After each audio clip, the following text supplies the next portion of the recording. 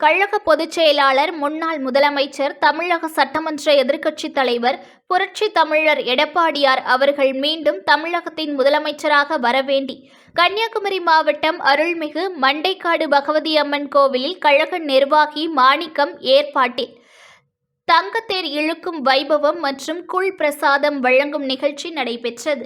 முன்னாள் அமைச்சரும் கழக அமைப்பு செயலாளரும் கன்னியாகுமரி தொகுதி சட்டமன்ற உறுப்பினரும் கிழக்கு மாவட்ட கழக செயலாளருமான என் தளவாய் சுந்தரம் அவர்கள் கோவிலில் பகவதி அம்மனுக்கு சிறப்பு வழிபாடுகள் நடத்தி கோவில் வளாகத்தில் தங்கத்தேரினை இழுத்தார். மேலும் அம்மனுக்கு படைக்கப்பட்ட குள் பிரசாதத்தினை பக்தர்களுக்கு வழங்கினார்.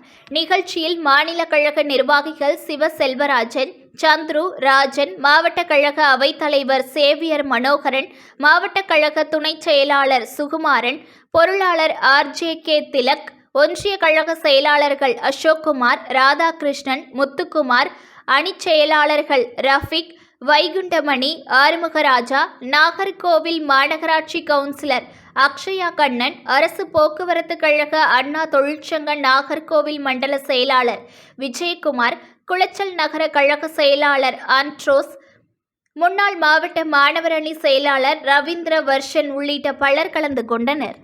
நியூஸ்1 தமிழை லைக் பண்ணுங்க, கமெண்ட் பண்ணுங்க, ஷேர் பண்ணுங்க, மறக்காம சப்ஸ்கிரைப் பண்ணுங்க.